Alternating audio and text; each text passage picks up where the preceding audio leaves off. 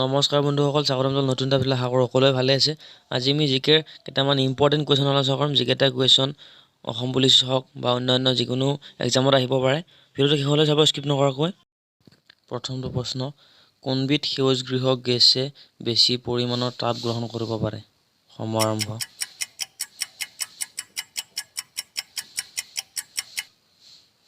উত্তৰ কাৰ্বন ডাই oxide. Question, মানুহৰ মুখমণ্ডলত থকা হাড়ৰ সংখ্যা কিমান? সময় আৰম্ভ।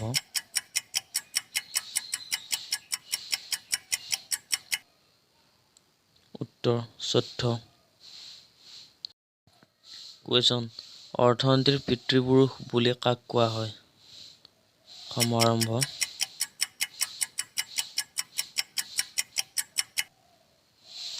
উত্তৰ আদাম স্মিথ। আদাম স্মিথক অৰ্থনীতিৰ পিতৃপুৰুষ বুলি কোৱা হয়। কুৱেশ্যন, ডিস্কভাৰী অফ ইণ্ডিয়া গ্ৰন্থখনৰ লেখক কোন?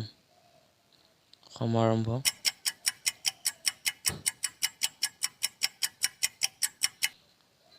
উত্তৰ জৱাহৰলাল নেহেৰু। কুৱেশ্যন, ভাৰতৰ কোনোখন ৰাজ্যক পঞ্চনদীৰ দেশ বুলি কোৱা হয়? সময় আৰম্ভ।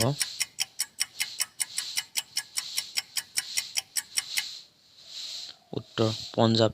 পঞ্জাৱক পঞ্চনদীৰ দেশ বুলি কোৱা হয়। কুৱেশ্যন, অৰণ্য মানৱ বুলি কাক কোৱা হয়?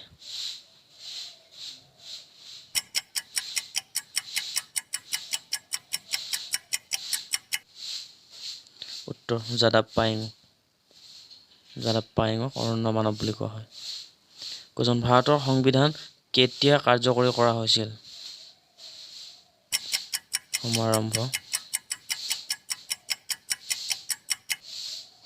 উত্তৰ 26 জানুৱাৰী 1950 চনত। কুৱেশ্যন, অসমৰ উপন্যাস সম্ৰাট বুলি কোনজন সাহিত্যিকক জনা যায়?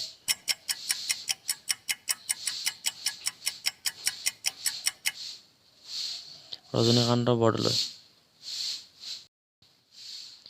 কুৱেশ্যন, প্ৰথম অসমীয়া আধুনিক নাটকখনৰ নাম কি? সময় আৰম্ভ।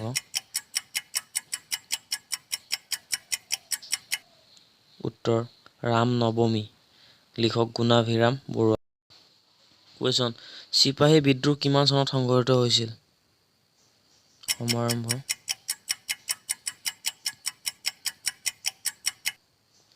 উত্তৰ 1857 চনত। কুৱেশ্যন, উইংছ অফ ফায়াৰ গ্ৰন্থখনৰ লেখক কোন? সময় আৰম্ভ।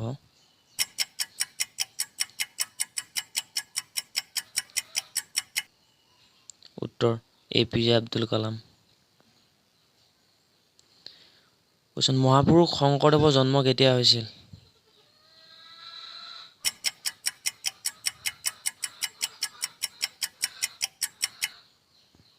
উত্তৰ 1449 চনত। ভিডিঅ'টো স্কিপ নকৰা, শেষলৈ চাব, আৰু যদি ভাল লাগে ভিডিঅ'টো লাইক এটা কৰিব। শেষৰটো প্ৰশ্ন, প্ৰথম অসমীয়া শিশু আলোচনীখনৰ নাম কি? প্ৰথম অসমীয়া শিশু আলোচনীখনৰ নাম?